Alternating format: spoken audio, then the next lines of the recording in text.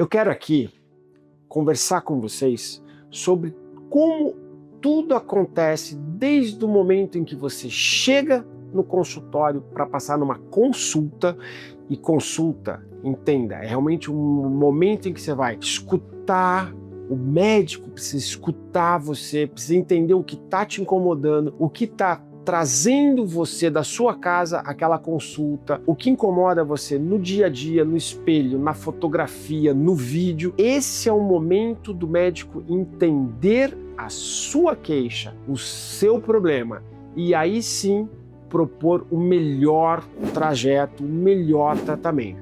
Entende-se o que você tem, consegue-se trazer a melhor solução.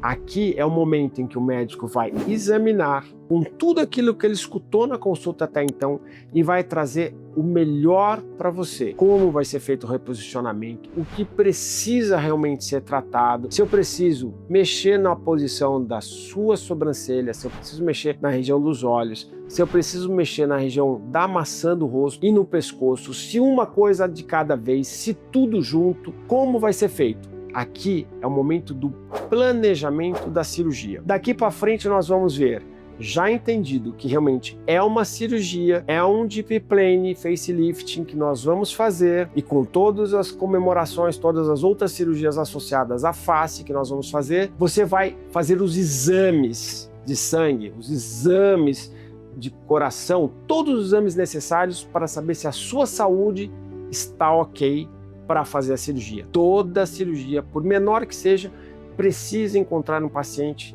bem para ser submetido. Também vamos escolher aqui o hospital. Por quê? Porque o hospital precisa ter tudo aquilo que você pode precisar e não vai precisar. Ele tem que estar ali para aquilo que, se acontecer, eu tenho à mão. Segurança sempre em primeiro lugar. O resultado cirúrgico vai depender de um cirurgião operando tranquilo, em ambiente adequado, de um paciente tranquilo, sabendo que ele está bem assistido, e isso vai trazer todos os demais passos com tranquilidade. Tudo isso resolvido, tudo programado, chegou o dia da sua cirurgia. E o que eu preciso ter no hospital? Em primeiro lugar, um ambiente agradável, confortável, onde nós possamos fazer as marcações cirúrgicas, as fotografias, aquele momento que o médico está junto com o paciente, porque chegou o momento da cirurgia e é normal ter um certo medo, ter uma certa ansiedade. O hospital não é um lugar que você está acostumado a ir, é um lugar que é a minha casa, mas não é um lugar que você está acostumado a ir. Ali eu preciso de você calmo, tranquilo, para que a gente entre para a cirurgia. Para ir te ajudando, tá? A respirar, porque o soninho tá chegando. Sim. Agora ela vai te aplicar um remedinho. E esse remedinho daqui a pouco vai chegar lá na cabecinha e vai fazer pum, e você dormiu. Tá bom? Mas você já viu que tem um monte de gente aqui para tomar conta de você. Quanto menos o hospital, parecer um hospital, mas ter tudo que eu preciso, melhor. Agora, a sala cirúrgica, o que é importante? Começa-se por uma sala que tenha uma boa iluminação, uma sala que tenha uma maca que me permita posicionar você da forma correta e fazer todos os movimentos que eu preciso. Vou operar o seu pescoço, que ele dê uma inclinação perfeita para que eu consiga enxergar todos os espaços como tem que ser e tenha um campo para trabalhar com a menor incisão necessária para termos o melhor resultado. Também preciso de uma maca que suba e baixe a altura para que eu me posicione para tratar a região do seu supercílio, que eu tenha espaço para todo o equipamento estar ali, bipolares, bisturis elétricos, uma mesa com todos os instrumentos. São necessários vários tipos de tesouras, vários tipos de descoladores, tudo uma série de coisas que fazem uma diferença gigantesca na cirurgia. Ferramenta adequada facilita uma cirurgia tranquila. Óbvio, precisa ter uma pecinha que saiba usar a ferramenta, mas tudo isso leva a um melhor resultado. Sabe, né? O Ayrton Senna corria bem, mas quando dava um carro bom para ele, ele ganhava o campeonato. Mais ou menos isso. Agora vamos lembrar, o paciente vai ficar algumas horas na cirurgia, 3, 4, 6 horas, dependendo, às vezes podemos chegar até 8 horas de cirurgia. Então, cuidados com esse paciente. O lugar onde ele vai deitar, uma cobertura para que ele esteja sem uma área de pressão, que ele não fique com dor depois da cirurgia, que ele não tenha problemas que a gente não precisa ter na cirurgia, uma manta para manter ele aquecido na temperatura adequada, ele vai ficar horas ali parado, pode ter ar-condicionado na sala, isso vai baixar a temperatura, pode trazer alterações tanto na cirurgia quanto em coagulação e tudo mais, então o paciente precisa estar com uma temperatura adequada, precisa estar monitorizado para que o anestesista acompanhe a temperatura do paciente, acompanhe a respiração do paciente, acompanhe a pressão, os batimentos cardíacos. O anestesista é uma peça muito importante e o seu cirurgião tem que estar cercado de um bom anestesista, porque ele vai cuidar de você, é o anestesista que vai te pôr para dormir,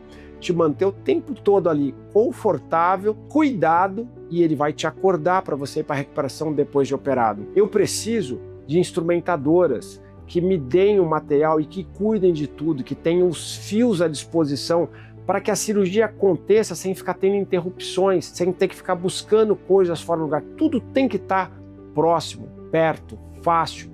E o mais importante, o cuidado com a contaminação, tudo aquilo tem que ser muito bem cuidado. Isso acaba ficando sobre a responsabilidade de instrumentadoras. Para ter ideia, eu trabalho normalmente com 2 ou 3 instrumentadoras minhas. Nós temos que ter um circulante de sala, que é a pessoa do hospital que pega o material, porque está todo mundo estéril, todo mundo com a mão lavada. Então, alguém tem que oferecer para a gente o produto que sai da prateleira e chega na mão do cirurgião. E essa passagem tem toda uma técnica para manter a esterilidade do material. Então, nós estamos falando aqui de instrumentadora, circulante de sala, anestesista. E o cirurgião não pode operar sozinho, ele precisa de um cirurgião assistente. E isso está no CFM, no Código, no Conselho Federal de Medicina. Tem uma norma, todo médico deve ser auxiliado por um outro cirurgião de capacidade igual, que conheça a técnica, porque de repente o cirurgião passa mal no meio da sua cirurgia e você vai ficar ali esperando o cirurgião voltar. Então tem cuidados, muitas vezes escondidos, muitas vezes que as pessoas não pensam, mas existem cuidados que já foram pensados para a sua segurança. Acabada a cirurgia, vai ter um momento do curativo, vai ter um momento de limpar o cabelo, de tirar você daquela maca cirúrgica e levar para a recuperação anestésica. Ali tem uma equipe para ficar tomando conta de você, monitorizar até você estar totalmente acordado e ir para o apartamento, aonde vão vir as enfermeiras que vão fazer a medicação, os cuidados com você, para você não ter o desconforto do pós-operatório, que estão ali cuidando de você, estão vendo se tem alguma coisa diferente no seu pós-operatório. Novamente, a figura do cirurgião, que lá atrás começou com a consulta com você, foi a pessoa responsável, o chefe de equipe durante todo o momento cirúrgico, que verificou cada detalhe do que estava acontecendo, se tudo estava ali, se nada ia faltar. É ele que vai te ver no pós-operatório, vai te seguir para que você continue tendo um pós-operatório dentro do que precisa ser e ele esteja habilitado a fazer as alterações necessárias caso alguma coisa não esteja acontecendo exatamente como programado. Aqui vem a experiência, vem o tempo, vem a dedicação do cirurgião para o seu pós-operatório. A gente já conversou em outros momentos sobre o seu planejamento para a cirurgia, como você deve se planejar, como deve ser o seu pós-operatório, e isso deve acontecer em contiguidade, junto, compartilhando com o seu cirurgião. Você precisa ter acesso ao seu cirurgião, seja por telefone, como for, você tem que ter facilidade em conversar com o cirurgião. O cirurgião tem que estar presente com você mesmo quando ele não está do seu lado, quando ele não está ali.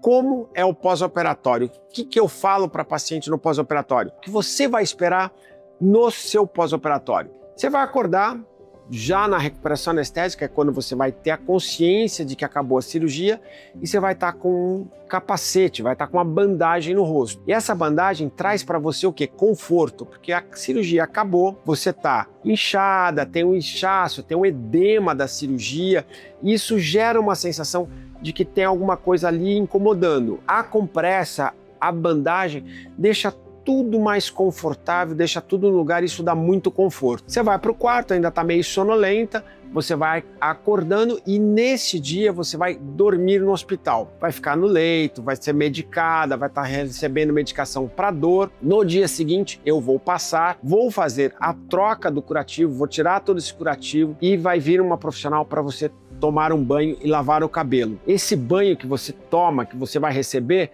ajuda demais a sensação de conforto. Isso dá uma liberdade no pós-cirúrgico, te tira aquela sensação de operado. É como um banho que a gente toma depois que a gente está cansado. Feito esse banho, você vai passar novamente pela colocação do curativo e vai ter a alta. No dia seguinte, você vai passar comigo, você vai lá no meu consultório e eu vou retirar a bandagem. Se você tiver algum dreno, a gente vai tirar o dreno, caso tenha sido necessário o uso do dreno. Se não for o uso do dreno, a gente já começa a remover alguns curativos e aí você já vai para casa sem aquele curativo, sem nada, com algum inchaço. Lembrando, essa é uma coisa que eu sempre reforço para vocês, o inchaço ele vai aumentando segundo, terceiro, até por volta do quarto, quinto dia. Depois ele começa a desinchar e você já logo no começo, logo lá no primeiro dia, quando a gente remove aquele capacete, você já vai enxergar o pescoço bem marcadinho, o desenho da mandíbula, você já vai perceber que o rosto foi para o lugar, então já teve o ajuste do rosto ali naquela posição